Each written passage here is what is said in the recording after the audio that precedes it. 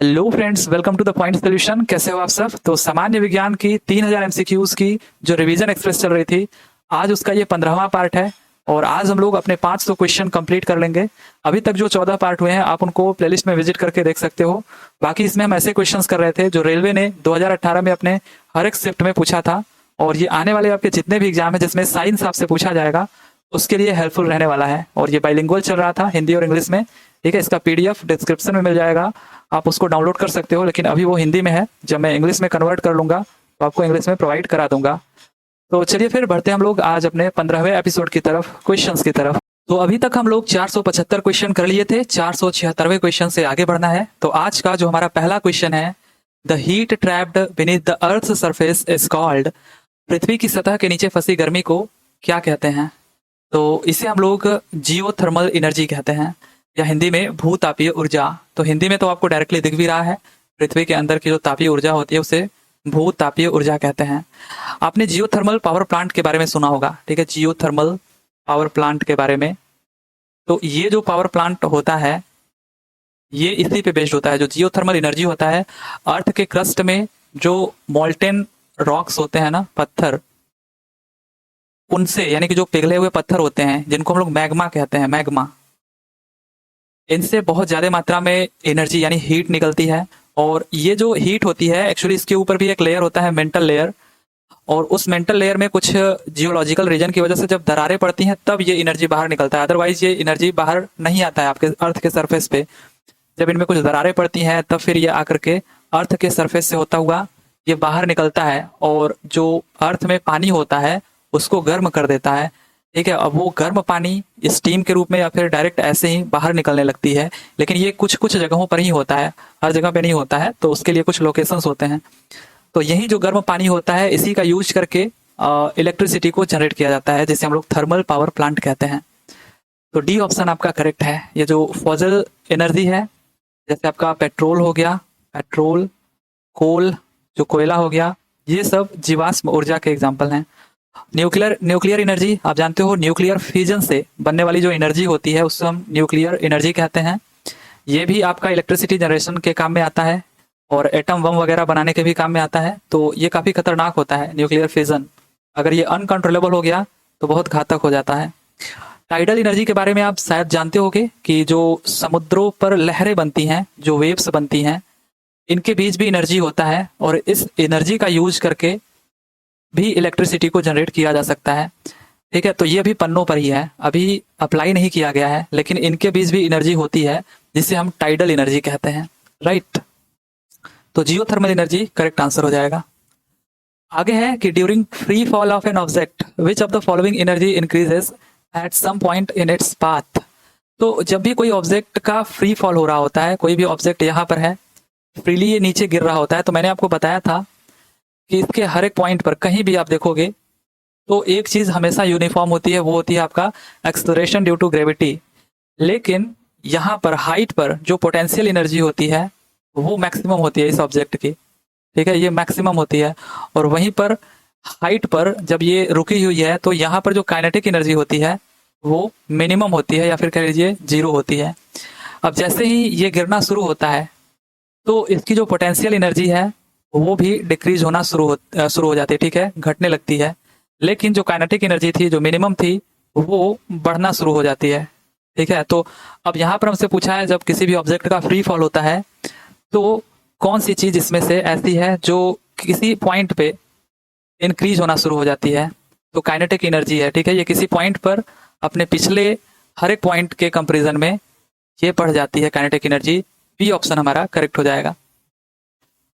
आगे है कि the absolute refractive index of diamond is. तो हीरे का निरपेक्ष अपवर्तनांक कभी कभी आपसे ये पूछ लिया जाता है और काफी सारे एग्जाम में इसको पूछा गया है। 2.42 करेक्ट आंसर है। जो रिफ्रैक्टिव इंडेक्स होता है हीरे का, डायमंड का, वो 2.42 होता है, और ये आपके बुक का है तो आप इसको भी याद रखें क्योंकि यहीं से आपके क्वेश्चन बनते हैं। तो यहाँ पर डायमंड का तो एक आपने देखा अभी 2.42, साथ ही साथ आइस का पूछा हुआ है एग्जाम में। ठीक है, तो 1.31 आप इसका भी याद रखें, और क्वार्ट्ज का, फ्यूज क्वार्ट्ज का जो रिफ्रैक्टिव इंडेक्स है वो 1.46, और एक वाटर का जो रिफ्रैक्टिव इंडेक्स होता है वो 1.33। साथ ही साथ एयर का तो आपको पता ही होगा 1.000, और ये अगर आप ओवरऑल लिखोगे सिंपली 1.003 आप याद रखो, इतना होता है। तो ये जो मैं अभी बता रहा हूँ इनको आप जरूर याद रखिए, क्योंकि एग्जाम में अक्सर करके ये पूछे जाते हैं, राइट। आगे है the formula of ethanol is. तो एथेनॉल का फार्मूला हमको बताना है। अब मैं आपको कई बार बता चुका हूँ कि जो मेथ होता है एथ, उसके बाद प्रोप, तो ये आपका एक कार्बन होता है, ये प्रफिक्स है, मेथ एथ और प्रोप, 3 कार्बन यहाँ पर। तो यहाँ पर तो एथ है, यानी कि ये तो कंफर्म है कि 2 कार्बन होगा, तो पहला ऑप्शन गलत हो गया, ठीक है, क्योंकि यहाँ पर एक ही कार्बन है, बाकी हर एक में 2-2 कार्बन है, तो आप इनको एलिमिनेट नहीं कर सकते हो। अब एथेनॉल का फार्मूला होता है CnH2n+1OH। तो यहाँ पर हमको दिख रहा है एथ है, प्रोफिक्स क्या है एथ, एथ में 2 कार्बन होता है, तो आप n की जगह पर 2 रख दो, C2H, 2 × 2 + 1 OH। तो ये आपका हो जाएगा C2, यहाँ पर 2 दूनी के 4 और 1 5, C2H5OH।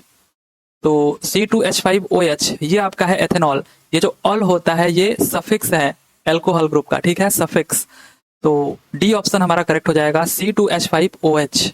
इसी को हम ऐसे भी लिख सकते थे, CH3 CH2OH, ठीक है। तो आप ऐसे ऑप्शन दे देगा तो आप इसको टिक कर दीजिएगा, नहीं तो आप इसी को खोजते रह जाओगे। तो डी ऑप्शन हमारा करेक्ट हो जाएगा। आगे है कि what is the cell wall of a plant made of. तो पादप की कोशिका भित्ति किससे बनी होती है। जो पौधे होते हैं इनकी जो कोशिका भित्ति होती है ये सेलुलोज और पेक्टिन की बनी होती है, ठीक है, सेलुलोज और पेक्टिन। बाकी अगर हम बात करें जो काइटिन होता है ये किसका सेल वॉल इससे बना होता है, काइटिन से, तो फंगी और जो एल्गी होते हैं इनके जो सेल वॉल बने होते हैं, इनके जो सेल वॉल होते हैं वो काइटिन के बने होते हैं। और म्यूरिन भी आपसे पूछा जाता है, तो जो म्यूरिन होता है ये आप याद रखिएगा, जो बैक्टीरिया का जो सेल वॉल होता है वो म्यूरिन से बना होता है, ठीक है। तो म्यूरिन, बैक्टीरिया, काइटिन, फंगी और एल्गी, सेलुलोज और पेक्टिन, ये आप याद रखोगे पौधों की सेल वॉल, ठीक है, पौधों की सेल वॉल सेलुलोज और पेक्टिन से, ये हमारा करेक्ट आंसर हो जाएगा। आगे है Mendel obtained F2 progeny from F1 generation plants by the method of. तो मेंडल ने F1 पीढ़ी के पौधों से F2 वंशज कौन से मेथड से प्राप्त किया था। तो इन्होंने सेल्फ पॉलिनेशन कराया था, ठीक है, स्वपरागण, हिंदी में स्वपरागण कहते हैं। आपको पता होगा मेंडल साहब ने मटर का पौधा लिया था अपने एक्सपेरिमेंट के लिए, और जो मटर का पौधा होता है इसमें फ्लावर फूल बनते हैं, तो ये बाइसेक्सुअल आपके हो जाएंगे, है कि नहीं। तो अगर ये बाइसेक्सुअल हो गए तो इसमें मेल और फीमेल रिप्रोडक्टिव पार्ट दोनों हैं। ये आपका फीमेल रिप्रोडक्टिव पार्ट और ये आपका मेल, जो येलो कलर के दिख रहे हैं जिसको हम लोग एंथर कहते थे, जो हम लोग देख चुके हैं अभी, फूलों में जो एंथर होता है वो मेल रिप्रोडक्टिव पार्ट होता है। तो इसके जो एंथर हैं इसमें होते हैं पॉलन ग्रेन्स, यानी पराग कण होते हैं इसके अंदर। अब ये पराग कण जो पॉलन ग्रेन्स है ये इनका ट्रांसफर अगर इस फीमेल रिप्रोडक्टिव पार्ट के स्टिग्मा पर हो जाता है तो इसे ही हम कहते हैं पॉलिनेशन। अब ये जो पॉलिनेशन है अगर एक ही फूल, ठीक है, एक ही पौधे के एक ही फूल पे हो रहा है तो इसे हम लोग सेल्फ पॉलिनेशन कहते हैं। तो मेंडल साहब जो अपना F1 जनरेशन के पौधे लिए थे वो टॉल थे, ठीक है, टॉल थे, और इनका जो जीनोटाइप था वो कैपिटल टी और स्मॉल टी था।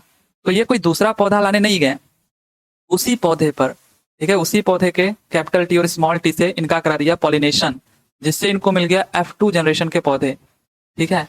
तो ये जो पौधा था टॉल था जिसमें फूल लगे हुए थे।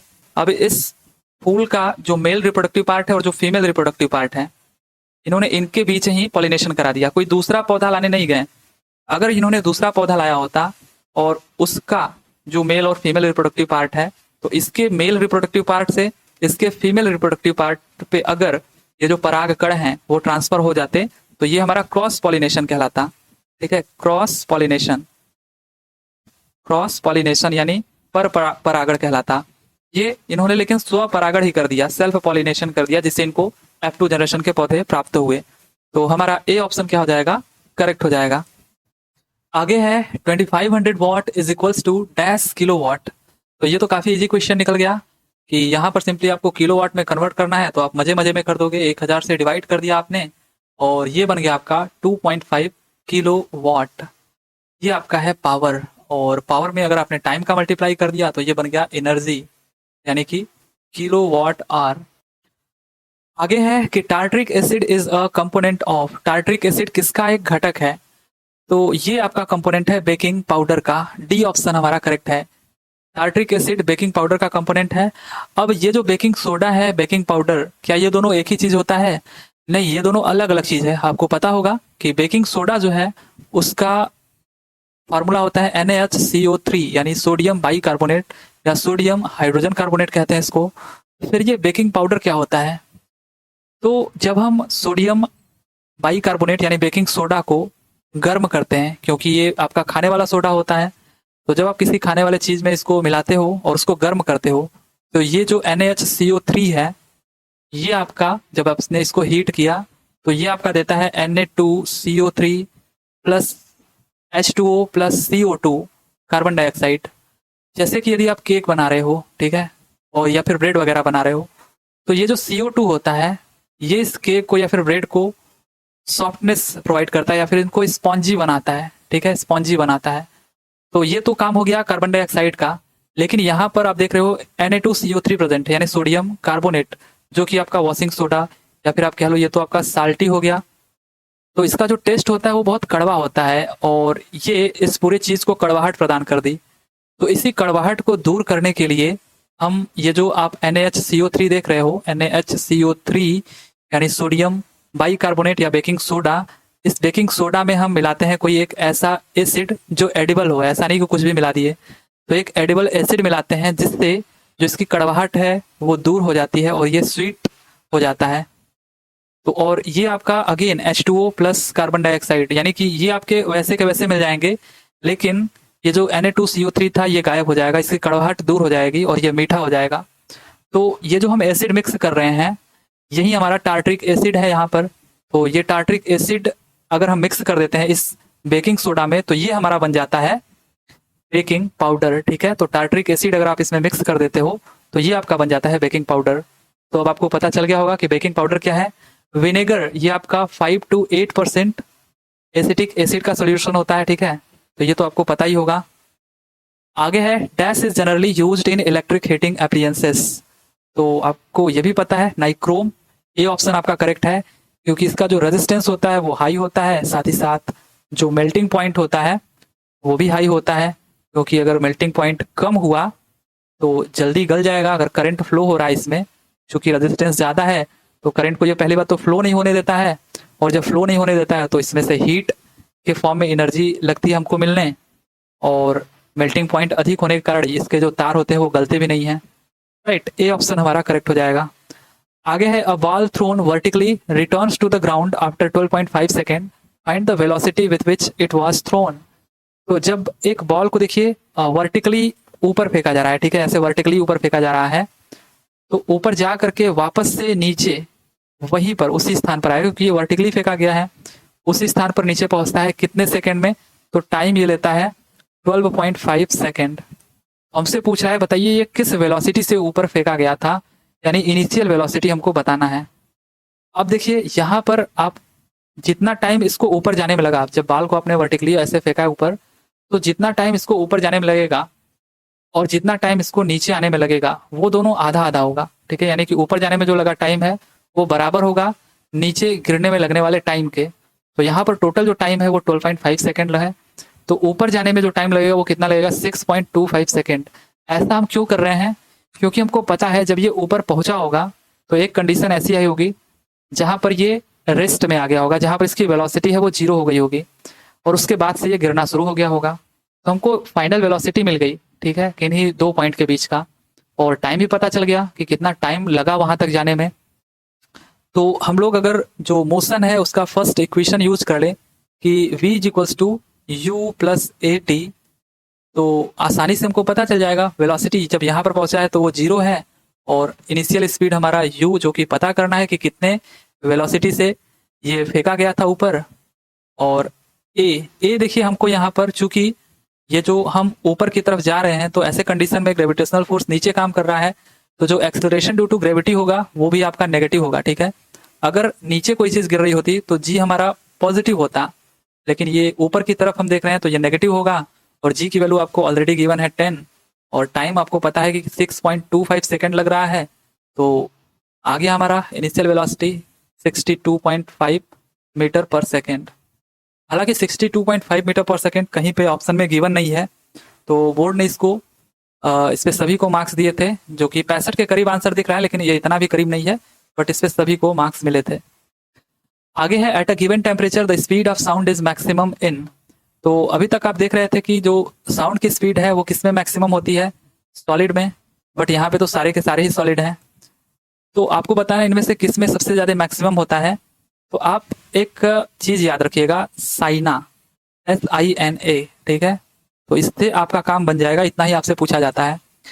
S फॉर यहाँ पर स्टील है, और I फॉर है आयरन, और N फॉर आपका है निकल, ठीक है, और A फॉर आपका है एल्यूमिनियम, ठीक है। तो ये आपको याद रखना है कि स्टील में सबसे ज्यादा जो साउंड होता है वो एल्यूमिनियम में होता है, उससे कम निकल, उससे कम आयरन, उससे कम सॉलिड। और उसके पहले का तो आप जानते ही हो कि सबसे कम वैक्यूम में होता है, ठीक है, वैक्यूम में, और उसके बाद आपका एयर में या फिर गैस में, फिर आपका सॉलिड आता है, जो सॉलिड आपको दिख रहे हैं। तो एल्यूमिनियम में सबसे ज्यादा आपको ध्यान रखना है इनके केस में, ठीक है।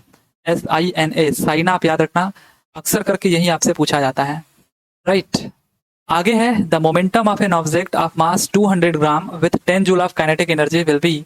तो हमसे अगेन संवेग पूछ रहा है, मोमेंटम, और मोमेंटम क्या होता है, P is equals to mv, लेकिन हमको कहीं भी वेलोसिटी नजर नहीं आ रही है, बट काइनेटिक एनर्जी हमको गिवन है 10 जूल।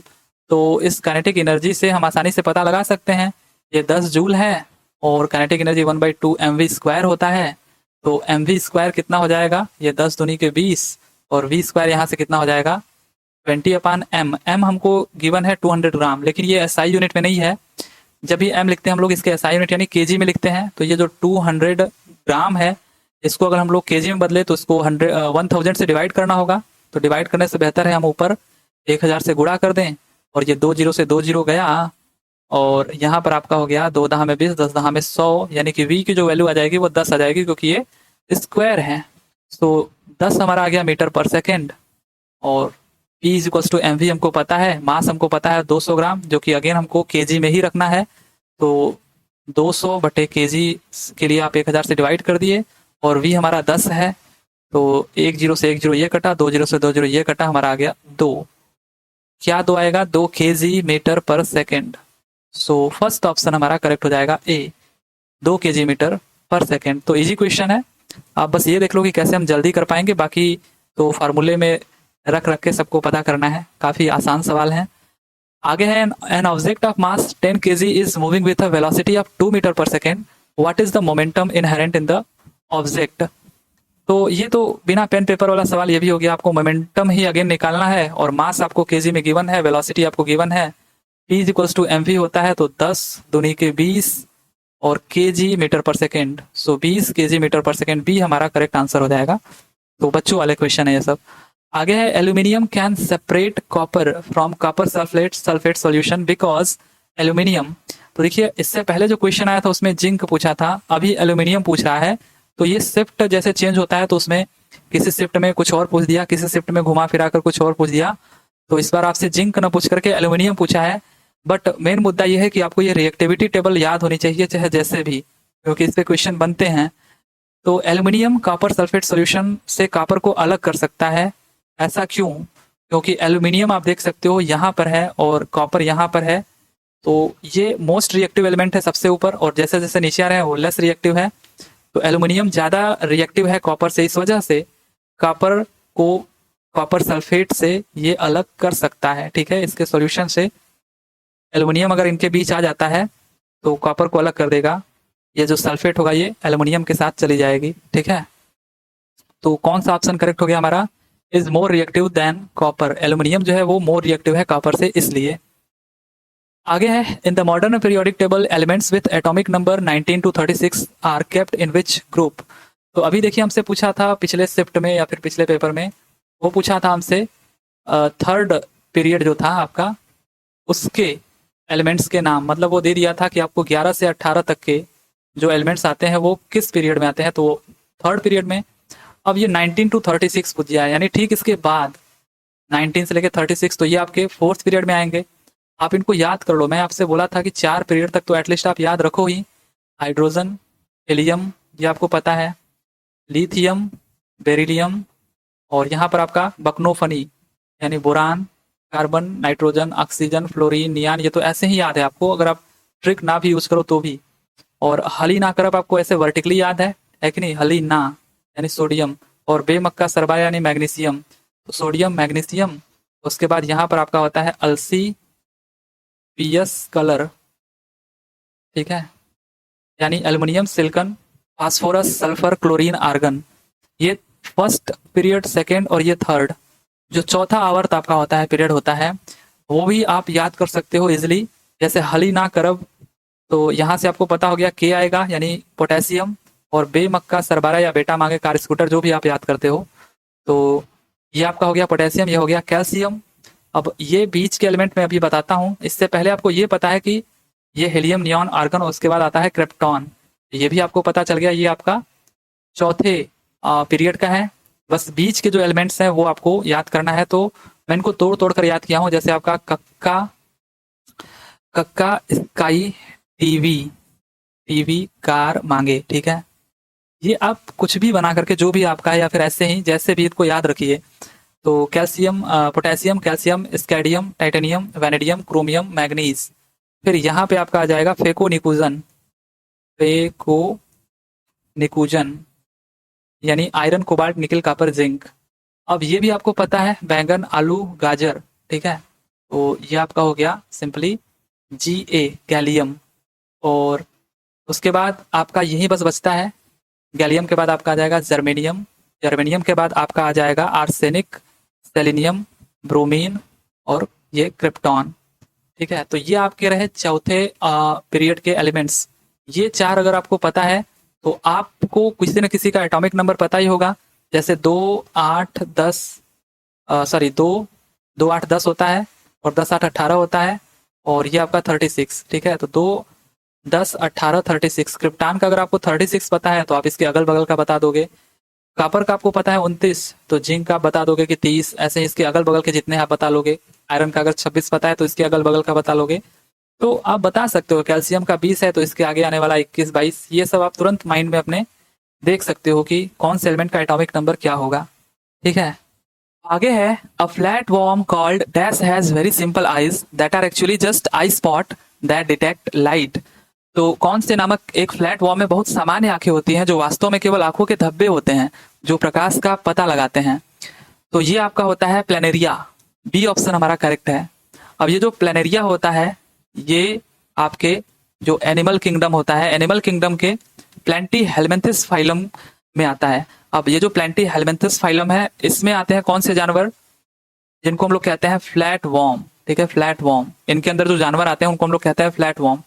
और इस फ्लैट वॉर्म में जो आपके हैं प्लेनेरिया है, लिवर फ्लूक है, टेप वार्म है, ये आपको दिख रहे हैं प्लेनेरिया, लिवर फ्लूक और टेप वार्म। तो ये जो प्लेनेरिया होता है, इसमें आप देख सकते हो जो काले काले आपको दो आंखों की तरह दिख रहे हैं, ये आंख नहीं है वास्तव में, बल्कि ये आंखों के धब्बे हैं, आई स्पॉट कहते हैं इनको। ये लाइट को डिटेक्ट करते हैं कि लाइट किस डायरेक्शन से आ रही है और उससे दूर भागते हैं, ठीक है। तो यहाँ पर आपका जो करेक्ट आंसर हो जाएगा प्लेनेरिया। हालांकि ये जो लिवर फ्लूक और टेप वार्म है, ये तीनों के तीनों ही आपके प्लेंटी हेलमिंथिस फाइलम में आते हैं। और ये जो स्कैरिस है, स्कैरिस आपका आता है एस्के हेलमिंथस, ठीक है, एस्के हेलमिंथस फाइलम में, ठीक है। और या फिर इसी को हम लोग नेमाटोडा कहते हैं, ठीक है, नेमाटोडा फाइलम में आते हैं। तो एस्केरिस का भी आप याद रखिए, एस्केरिस एस्के हेलमिंथस और नेमाटोडा में आता है। बाकी प्लेनेरिया, लिवर फ्लूक और टेप वार्म ये प्लेंटी हेलमिंथिस के हैं। और प्लेनेरिया आपका करेक्ट आंसर हो जाएगा, जिसमें जो वास्तव में आंखें नहीं होती हैं बल्कि ये आई स्पॉट होता है। आगे है there is 60 gram of common salt in 340 gram of water solution, calculate the concentration of this solution in terms of mass percent. तो यहाँ पर हमको एक वाटर का सोल्यूशन गिवन है, ये आपका वाटर है कितना 340 ग्राम, और इसमें हम मिला रहे हैं कॉमन साल्ट यानी NaCl कितना 60 ग्राम। तो पूछ रहा है कि कंसंट्रेशन ऑफ सोल्यूशन बताइए इन टर्म्स ऑफ मास परसेंटेज। तो इसका मास हमको गिवन है, हमको कंसंट्रेशन चाहिए। तो कंसंट्रेशन आप जानो क्या होता है, ये होता है जो सोल्यूट, देखिए ये क्या है आपका सोल्यूट है, ठीक है, ये आपका सोल्यूट है, यानी कि जो मिक्स होना है जो कम मात्रा में है, और जो ज्यादा अमाउंट में होता है इसको हम लोग बोलते हैं सॉल्वेंट, सॉल्वेंट जिसमें हम लोग किसी चीज को मिक्स करते हैं, या ज्यादा मात्रा में है तो ये सॉल्यूट प्लस सॉल्वेंट ये मिलकर के पूरा सॉल्यूशन बनाते हैं, ठीक है, सॉल्यूशन।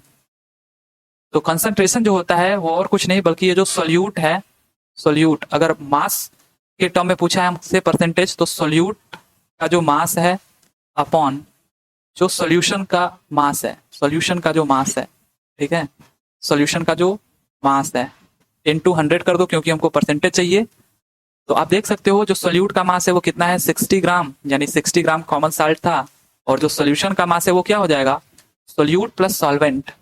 तो सॉल्यूट 60 ग्राम और 340 ग्राम आपका क्या है, सॉल्वेंट है जिसमें आप मिक्स कर रहे हो। तो 60 अपॉन ये 400 हो जाएगा, और 100 से अगर आप मल्टीप्लाई कर देते हो तो ये परसेंटेज में आ जाएगा, 100 चौका 400 और ये 15% आपका आ जाएगा, ठीक है। सो कंसंट्रेशन जो है मास परसेंटेज के टर्म में वो 15% है। डी ऑप्शन आपका करेक्ट हो जाएगा। आगे है a molecule of benzene contains dash double bonds. तो ये आपको पता होगा, बचपन में बहुत आपने इसको देखा होगा, ठीक है। तो ये आपका हो गया बेंजीन जिसमें 6 कार्बन होते हैं यानी C6H6। ये जो बेंजीन का एक अणु है इसमें अल्टरनेट डबल बॉन्ड होते हैं और सिंगल बॉन्ड होते हैं कार्बन कार्बन के बीच। वहीं पर आपसे पूछ दे कितने सिंगल बॉन्ड होते हैं कार्बन कार्बन के, तो वो भी 3 ही होते हैं। तो डबल बॉन्ड आपके 3 हो गए। और अगर आपसे सिंगल बॉन्ड पूछ दे, सिंगल बॉन्ड, तो ये भी आपके, वो भी सिंगल बॉन्ड किसके, कार्बन कार्बन के बीच पूछे तब, तो ये आपका 3 होगा। अदरवाइज आप देखोगे तो हाइड्रोजन के साथ भी तो सिंगल बॉन्ड बना है, ठीक है, हाइड्रोजन के साथ भी तो सिंगल बॉन्ड बना है यहाँ पर।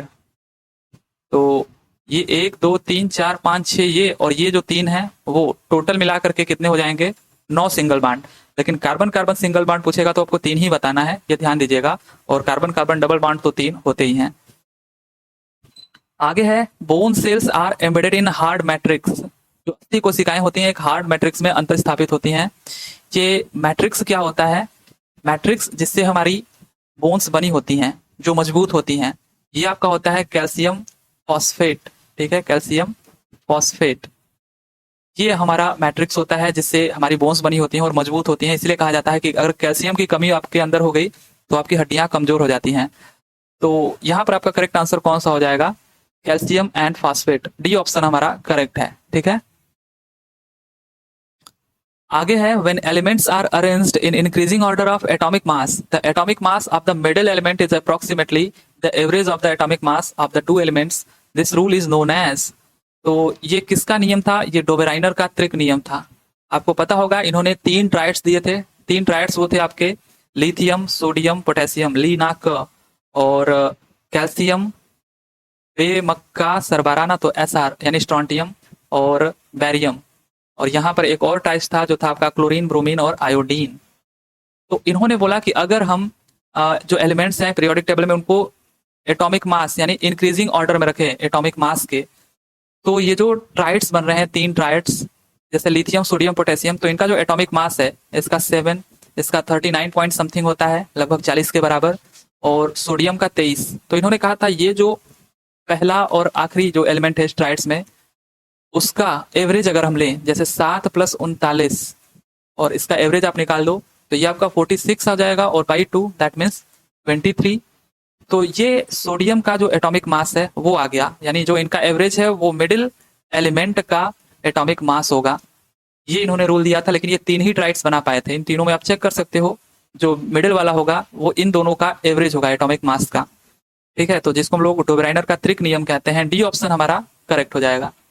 आगे है when sodium sulphate solution is mixed with barium chloride, तो क्या होगा। तो देखिए जब हम सोडियम सल्फेट विलयन को बेरियम क्लोराइड के साथ मिलाते हैं तो इससे डबल डिस्प्लेसमेंट रिएक्शन होता है। मैंने आपको बताया था डबल डिस्प्लेसमेंट रिएक्शन। इसमें एक्चुअली क्या होता है, आयनों का एक्सचेंज होता है। जो आयन्स होते हैं वो एक्सचेंज हो जाते हैं। जैसे यहाँ पर सोडियम सल्फेट है Na2SO4, ये अगर बेरियम क्लोराइड के साथ आप इसको मिलाते हो तो जब ये अपने आयनों में टूटते हैं Na+ और SO4 पे 2- हो जाता है, ये कैटायन और ये एनायन, और ये आपका हो जाता है Ba2+ और Cl पे माइनस। अब देखिए यहाँ पर आप ऐसे यूज कीजिए सिंपली कि ये बॉयफ्रेंड और ये गर्लफ्रेंड पहले साथ साथ रह रहे थे और ये भी बॉयफ्रेंड गर्लफ्रेंड साथ साथ रह रहे थे, लेकिन जब इनको ये एक जगह पे रहने लगे तो यहाँ पर एक डबल डिस्प्लेसमेंट रिएक्शन हुआ। जो ये आपका है जो बॉयफ्रेंड गर्लफ्रेंड है, इनमें ये जो लड़का है ये इसके वाले गर्लफ्रेंड के साथ चला जाता है, यानी इसका जो कैटायन है इसके एनायन के साथ चला जाता है, NaCl बना लेता है, ठीक है, NaCl। और ये जो आपका सल्फेट है यानी इसकी जो गर्लफ्रेंड है ये इसके बॉयफ्रेंड के साथ चली जाती है, ठीक है। तो यहाँ पर ये बन जाएगा आपका BaSO4। तो ये आपका नमक है, कॉमन सॉल्ट है, जो कि आसानी से सॉल्युबल होता है वाटर में। और ये जो BaSO4 है ये इनसॉल्युबल होता है वाटर में। तो ये आपका घुलेगा नहीं बल्कि PPT बना लेगा और ये व्हाइट कलर का होगा, ठीक है, व्हाइट कलर का PPT बना लेगा। तो BaSO4 हमको मिलेगा, ये तो घुल जाएगा। Barium sulphate is formed, D हमारा यहाँ पर करेक्ट आंसर हो जाएगा। डबल डिस्प्लेसमेंट रिएक्शन इसे कहते हैं जिसमें आयंस का एक्सचेंज हो जाता है। आगे है a shop uses 250 units of energy in a month, how much energy was used in joules. तो यहाँ पर देखिए एक दुकान है जो कि 250 यूनिट एनर्जी का एक महीने में यूज कर रहा है, तो हमको इसको जूल में कन्वर्ट करना है। तो मंथ से कोई मतलब नहीं रह जाएगा, सिंपली ये जो यूनिट है 250 यूनिट ये एनर्जी का कॉमर्शियल यूनिट होता है जिसको हम लोग किलो वाट आवर बोलते हैं, ठीक है, यूनिट, ये कॉमर्शियल यूनिट होता है, ठीक है, ये कॉमर्शियल यूनिट है एनर्जी का। इसी को हमको कन्वर्ट करना है जूल में, जूल, ठीक है, जूल में। और ये जो जूल होता है इसको हम लोग लिखते हैं वाट सेकेंड, ये SI यूनिट होता है। तो कन्वर्ट कर दीजिए किलो वाट आवर को वाट सेकेंड में, ये 250 किलो वाट आवर है, इसको हमको वाट सेकेंड में बदलना है। तो पहले किलो को आपको वाट में बदलना होगा, तो 250 अगर आप इसको वाट में बदलते हो तो 1000 से गुणा कर दोगे, और सेकेंड में बदलना है हमको इस घंटे को। तो एक घंटे को अगर आप सेकेंड में बदलते हो तो ये कितना आ जाता है 60 into 60 second, 60 minute into 60 second. तो आप देख लो 25 छक्का 150 और 150 छक्का कितना हो जाएगा, ये आपका हो जाएगा 900, ठीक है, 25 छक्का 150 और 150 छक्का 900, 1 0 3 0 4 0 और ये 2 0, टोटल 6 0 हो जाएगा। दैट मीन्स आपका 9 इंटू ये 2 0 और ले लो तो ये 10⁸ जूल आपका करेक्ट आंसर हो जाएगा, जो कि ए ऑप्शन है, राइट। आगे है in the real sense free fall occurs only in. तो अगर हम वास्तव में देखें तो मुक्त रूप से गिरना किस में होता है, कोई भी ऑब्जेक्ट है ये नीचे गिर रहा है, इसका फ्री फॉल हो रहा है, ठीक है, फ्री फॉल। तो फ्री फॉल का मतलब होता है कि बिल्कुल इस पे कोई भी फोर्स ना हो, मात्र एक फोर्स हो जो कि आपका है ग्रेविटेशनल फोर्स, ठीक है, ग्रेविटेशनल जो फोर्स होता है केवल यही फोर्स इस पे काम करेगा तभी तो ये नीचे गिरेगा, अदरवाइज तो नीचे गिरेगा ही नहीं। तो मात्र ग्रेविटेशनल फोर्स जिसमें होता है और कोई भी फोर्स ना हो इसके अलावा, तो उसको हम लोग कहते हैं कि ये फ्री फॉल इसका हो रहा है, मुक्त रूप से गिर रहा है। ऐसा कब पॉसिबल है, तो समुद्र में तो बिल्कुल नहीं, ठीक है।